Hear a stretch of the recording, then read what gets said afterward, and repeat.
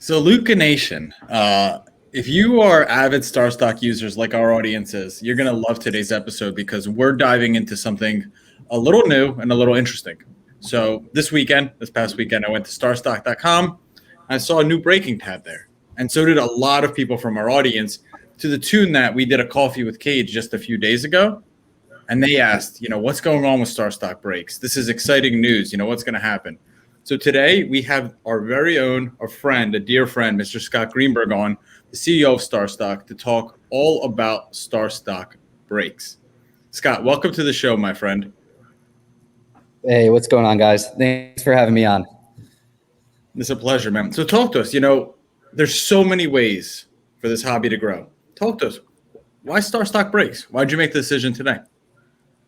I think our goal from the get-go has always been about streamlining different activities within the hobby, just working on making the overall hobby experience, whether it's buying and selling cards or participating in a break, just making it more fun and easier to do. And so we felt like there was a great opportunity for us to get into the breaking space and kind of put our own spin on it. And so that's what we're doing. And I'd say the second reason is because who doesn't love opening up cards, right? So I think, selfishly, all of us over here were like, God, we need to be card breaking so we can open up some more stuff and have some more fun here in the office. That's it. So there it is. There's the selfish reason. These guys are bored, intaking all your cards. It's mostly my fault because I sent in a couple of thousand Series 1 Topps baseball cards of guys I don't even know. And so Scott's like, I'm tired of intake of Cage dumb top stuff. Let's go. Let's break. We want to break some wax. We want to be able to show that, boom, look at this hit. We want the excitement. So I get it. Trust me, I do. I get it 100%. And there's very little things in the hobby that provide a kind of sense of community, like people in the chat pulling for the person breaking, or doing a team break and everyone's like, oh, who has the Dolphins, or oh my goodness, who has the Hornets, like who got that one, that one's a killer, I'll sell it, who's moving it now, that one looks really nice, it's definitely going to be a great grade. There's very few things in it that have that kind of peak level of excitement to it. So I get it from an excitement standpoint, maybe from a community standpoint as well. It's kind of like an injection of fun and excitement, right? So to me, that makes sense. And you guys were already taking in sealed wax. So how's it going to work? We're going to break stuff, right? Where are these boxes coming from? This is your boxes? Yeah, so it's a combination. They're all our boxes. We are sourcing it through distributors and other outlets, just like any other breaker.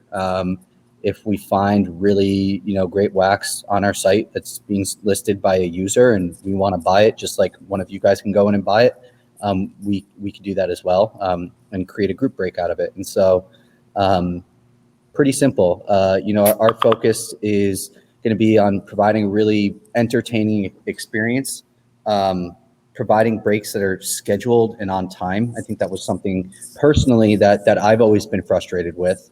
So we're going to really aim to, if not exactly on time, to be within, range of a few minutes, with the breaks that we schedule. And then just streamlining the process, allowing people to buy into a break, pull a card, get it put up onto StarStock as soon as possible. So they can either, have it in their collection or they can list it for sale. So that's one good example, right? The getting it right in there. So we talk about how, breaks are great, breaks are fun, breaks are like the best way to get some excitement in this. It's, it's basically sports card blackjack.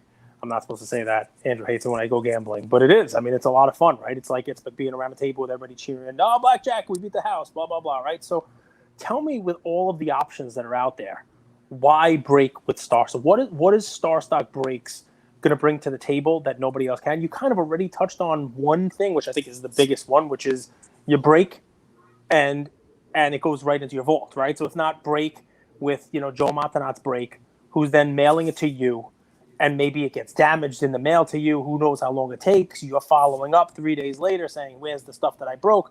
Then it's in your house. You got to take it out of the plastic, the crappy plastic he sent it to you in. You got to remail it into StarStock or whatever. Like, you break, it goes into StarStock. What else? What are some of the other positives, the benefits of somebody breaking with StarStock Breaks that they're not going to get anywhere else?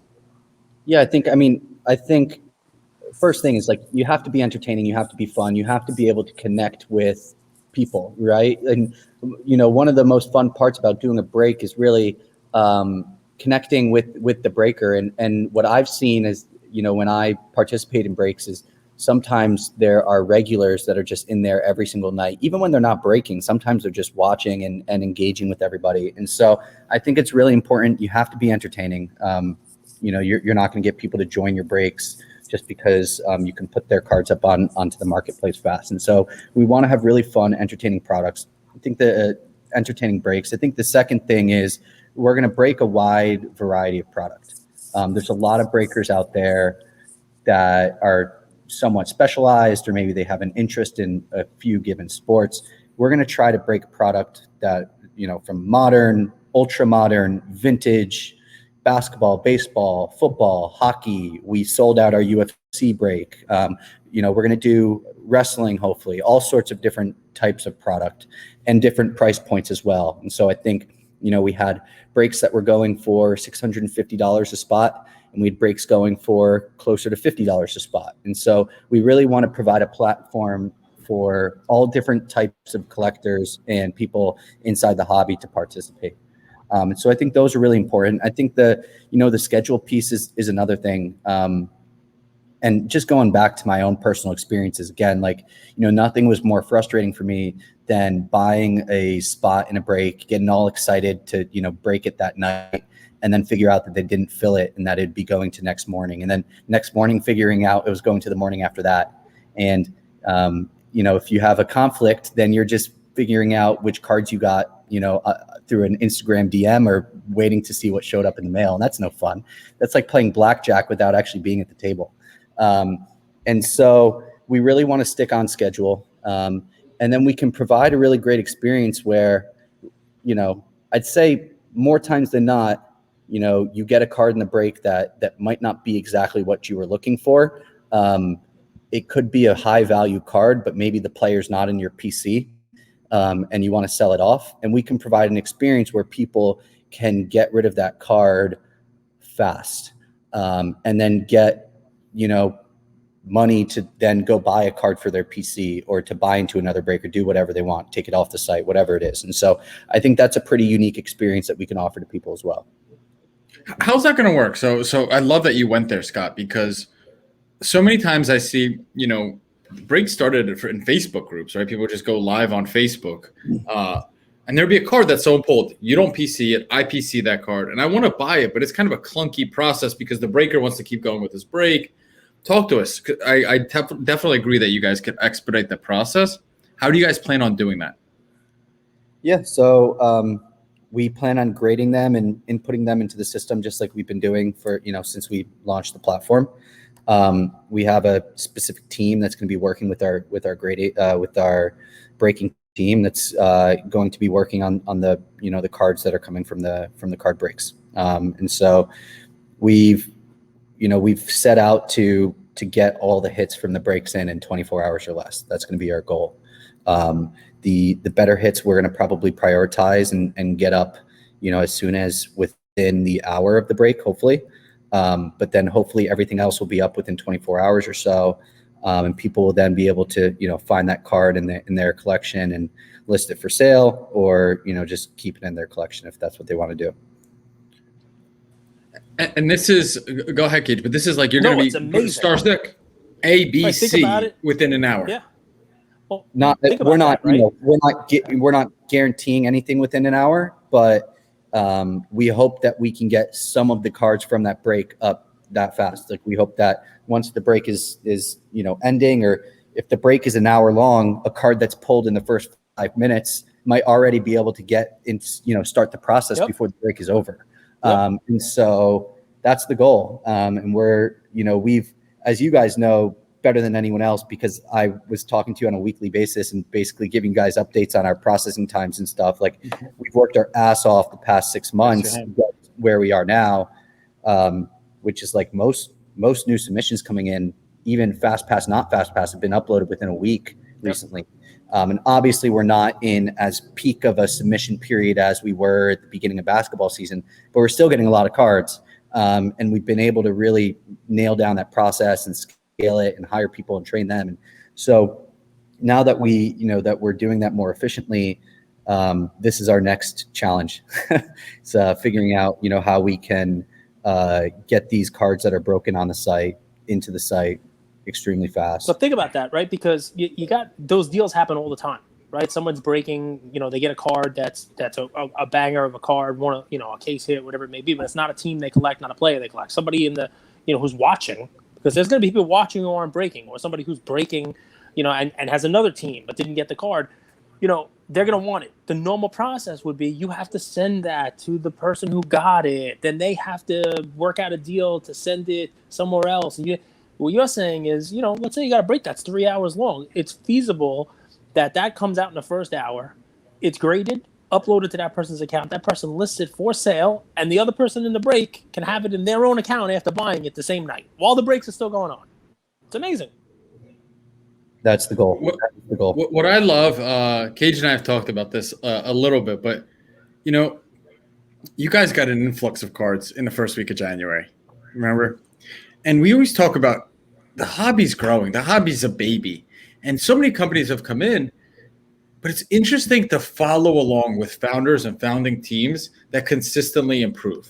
And that's when you guys say, like, Scott's been talking to us weekly. We've seen the improvement. We've seen you guys work on the ops, how much faster FastPass is. And these are not our words. Our community has recognized it. And they say it's some of the best customer service that they've ever had. And people love that. So, guys, if you're listening and you're like, I'm kind of interested, take a chance, because there's like Scott said, there's $50 buy-ins, $60 buy-ins, and $500 buy-ins. But right now, StarStock's giving away a $500 site credit for anyone that grabs a spot in the breaks. Did I say that right? Yeah, I think it's anyone that grabs a spot in the first week of breaks is going to get put into, a random giveaway where someone's going to get $500 of site credit. It's awesome. It's amazing. Yeah. And listen, you didn't shut your doors. You didn't shut down and say, we got a backlog. It's 8 weeks. We got to work through this. Instead, I see StarStock guys when I'm out. I'm out at a trade event in Bleecker, at Bleecker Trading. And you can identify the StarStock guys because they're the ones walking around. They have no asses left because they've spent the last couple months working them off. Poor Scott, he's got no ass left. Literally, you guys have worked your asses off, and you have to give you guys some credit. So I'll double down on what Andrew's saying.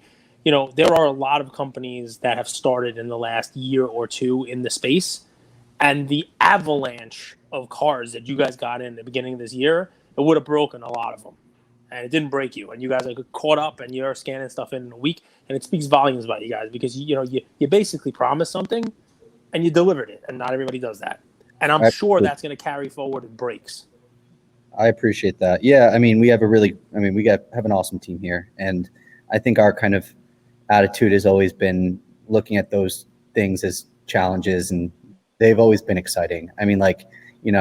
When your submission times are going up because you're getting hundreds of thousands of cards sent to you, like, that's just exciting, So, and we have really great customers, and who have been patient with us, have understood that we're a young company, understand that the demand from one month to another can just go up 5x, 10x, whatever it is. And so we have really great, loyal customers, and we have internally here at StarStock, we have a great team. So those are the two reasons why we've been able to, show some success early on, and we're excited. Card breaking is going to be a lot of fun. It's going to be another challenge for us. We feel as though we have the right people in here to lead it, and they know what they're doing. But at the same time, as a company, we've never done it before, and so I just can't wait till for Thursday to just get going and see how it goes. Thursday, July 1st is when it launches, right? Thursday, July 1st, correct. And I see there's already a few boxes sold out. Like if you guys go to starstock.com/breaks, there's a few already sold out. I want to get to know Scott a little bit. What's your favorite box? What's your dream box to break? My dream box to break, I'd say, 2003 Topps Chrome, obviously. That's a pretty popular answer. But as you guys know, I'm a big fan. You're shooting for Darko Milicic? I'm shooting for Darko. I'm shooting for Darko on the Pistons. That would be nice. What do you think you can sell a Darko for these days? A Darko rookie, maybe Not much. 10 bucks? Yeah, not much. Something like that. I would trade up. I would trade up. Yeah. You know, but I think some of the other products too, Bowman Signatures, some of the other ones. I mean, I just look at those boxes and I just remember being a kid opening all of them. Like I was a dumb kid. It would have been smart if I held on to a few sealed ones. But I think the combination of my favorite player being from that draft year and just it bringing back all those nostalgic memories. Got any 2003 basketball product is probably the number one on my bucket list. And I haven't opened any up, since 2003, 2004. So something I hope to maybe do in the next couple years or so. So Cage and I, we didn't meet through this, but this is one of the first times that Cage realized I'm a talented content creator. I went and bought a box of 2018 Optic, and I pulled a Trey Hollow, and I was going nuts. It was so exciting. It was still during our courtship, Scott. We hadn't really started recording. I've never heard Cage admit that you were a good content creator. Yeah. I said that. I'll go with it. I'm not gonna refute it. But yeah, I mean, he was breaking. What was it like? Just Optic? I don't know. Was it a blaster or a regular box? I forget what the heck it was. And he got a Trey Young rookie. It was 2018 Optic. And he's like, "Whoa, look what I got!" I'm like, "Oh, that's good." You got a Shea. You got SGA in there also, and he had the right amount of excitement for the right amount of cards. He wasn't flipping out. He was just breaking it for himself. He wasn't doing like a break for anybody. But I think I might have been the only person watching. But so Scott, So Scott, what was your favorite card that you ever ripped? My favorite card that I've ever ripped. I'm one of those guys that normally don't get good cards when I do breaks, right? So my partner Nigel. So when we were launching StarStock, 2019, when we were kind of building it, and even last year, we were doing a lot of breaks, like weekly. We were doing weekly breaks. They're just so fun. I think everyone kind of goes through a moment where they just can't get enough of it, and we were doing it for about a year. And Nigel, Mike, and I, my two partners, Nigel was always the one that was getting the good pull. It was just like every single time we did a break, he got the Pelicans. It's just like, all right, of course, 2 Zions come out in one break, like he's like one of those guys. I'd be stuck with, Jordan Bone or, I don't know, someone else. So I've yet to have like an incredible hit. Like I think I hit a John Morant hollow once, like an Optic break, like it was a really good card. I was really excited about it, but I've yet to have like a just incredible breaking moment. And so hopefully now that we're breaking here, I'll be participating in a few and might have my moment coming up kind of soon. We'll see. All right, so we've been great partners. We love StarStock. I'm going to put you on the spot because I'm hoping. I got my fingers crossed. CEO of the company is going to get involved in some breaks. Can we get some, dare I say, I'm going to call Andrew a celebrity. Can we get some celebrity breaks going on? What do you think, Luka Nation? Can me, Andrew, and Scott do a break for you guys? Maybe bring some fun, little knowledge about the boxes. Is that something we can maybe put on the calendar at some point in time? You guys pick the date, the time, the box, and we will make it happen. Nice. Any time, Cage, for you, anytime. And it sounds like Andrew has the perfect breaking ratio of excitement to not excitement. Like it sounds like he's going to be the one opening up the boxes. Yeah, not me. I'm like, Darko! Yes, Darko! Everybody wants this. You do. Darko. I mean, honestly, you know who we need? It's Ian. Ian is the star. Ian pulls fire. So I don't know if you guys know out there in the audience, Cage and his son Ian, they rip boxes every single Friday, and he always pulls fire. Ian's pulls are crazy. He does good. He definitely pulls fire. But yeah, I mean, listen, and your UFC already sold out. I love it because you have such a wide variety of stuff at a wide variety of price points. And it's going this night. It's going to break. It's going to break. You don't have to wait for it. I've been there. I mean, not recently, but I've been there. I broke several years ago. Break is around for a long time. People don't even realize. Break around for a while. Where it's like, all right, if it fills, it fills. And then you don't know if it fills, but you paid your money. So it's like, all right, I'll send you a link to the YouTube video. And the YouTube video is like, half on the table, half off. You can kind of see the box, and you're like, what did I get again? I got who? What was that? I got Or we've Jackson all- Hayes on the Pelicans, not the real one. Yeah, we've all stayed up like 5 hours later on a Saturday than we wanted to. Like my brother and I would do it all the time. We'd be like, all right, 10 p.m. What is there to do? Oh, let's join a break. Oh, there's only 2 spots left. All right, let's take one. You buy it at 10 p.m. You're like, all right, we'll be breaking by 11. You're still awake at 2 a.m, just like waiting for that last spot to fill. So hopefully we can figure out a way to make that experience better. And so over time, that's going to be a really big goal of ours. We're setting out to start all of our breaks, if not right on schedule, within a handful of minutes or so. So that's going to be the goal. So Scott, take us across the finish line. Here we are, 3 days before it launches, July 1st. Everyone, check it out.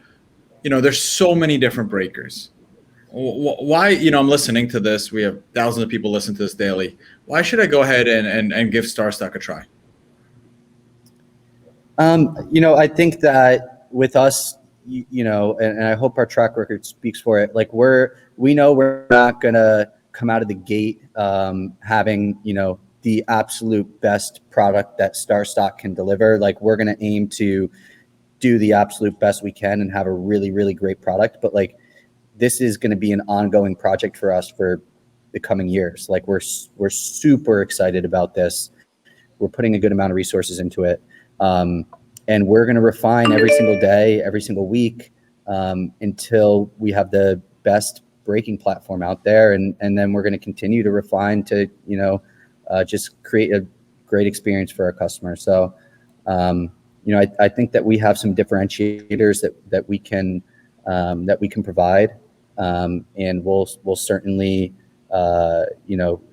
double down on a few of those things, but we're going to really just across the board try to create the best experience we can for people and have the best breaks that are in the hobby.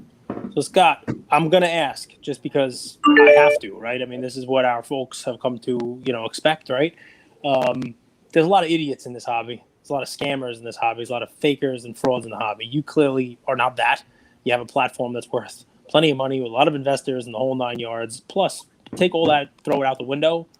You and your crew are stand-up guys, right? I mean, you just wouldn't do this. But for anybody out there who's listening to this saying, okay, we understood the StarStock model of taking in other people's cards and grading, and we're an independent grader, and we have nothing to do with the cards themselves. We're just going to grade them, put them in, and be a platform for you to buy and sell. Now, you're not putting your own cards in the breaks. You're not, there's no real benefit for you to grade the breaks cards any better or anyway. But there are people who are out there wondering, all right, is there any kind of favoritism going to be shown to people who grade their cards from the breaks, right? Is there going to be like a preference towards those cards being graded better? Is it going to be easier to get A's if you break? So for anybody, the small minority of people out there who want to think about that, and I can't blame them because people have been burned in this hobby. People have definitely been burned in this hobby by bad actors. What do you say to those folks?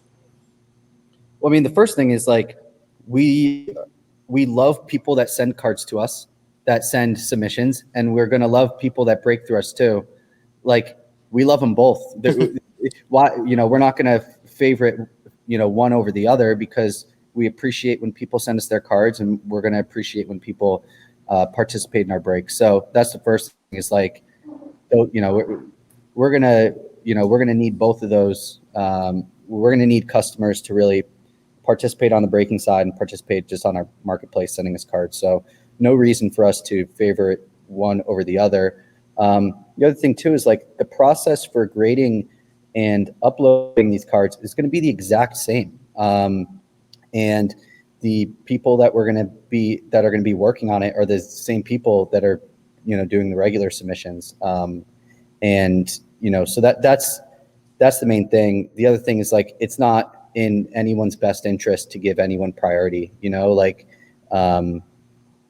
we obviously hope that people get good grades for for themselves. It's obviously a better experience when you get an A over a B, but it's a terrible experience when you get an A and you get it shipped home and it doesn't look like an A. And we know that. And so for us, we do our best to, grade the cards exactly how we see it. It really does not help us in the short term or the long term to give a card that we think would otherwise get a B to give it an A. Like, that does not help us. And it will catch up to us if we do that. Like, we will have unhappy customers that get their cards in the mail. And it goes the same way. Like, it's not in our best interest to give a card that looks like an A, a B. Like, we don't want to do that. And so our grading or our scoring is true to how we see it. It's a manual process. There's people that are looking at it. So there's always going to be, it's always going to be subjective to some extent. But we do our best with it. And at the end of the day, like, we want our company to succeed. And, you have to be honest and truthful and reliable in order for your company to succeed in the long term. And I feel as though we know that. And that's like a big part of our culture and our mindset here. And so there will be no favoritism that, we're not going to give better grades to cards that are broken to us. And we're not going to give better grades to cards that are submitted regular to us. It's both the same. Perfect. Andrew, anything else? That's it, guys. Also, so this is going to be a fun little StarStock episode. You're going to hear this on Tuesday. Please stay tuned. Conrad's segment is coming up next, where he does a deep dive into the NBA index, which is up for the first time since March, which is so exciting. Football is again taking over sales, so people are clearly buying football. So please stay tuned. Thank you, Scott. It was a pleasure. Wishing you all the success. Thank you, guys. Always fun coming on. Looking forward to our card break together. Hell yeah.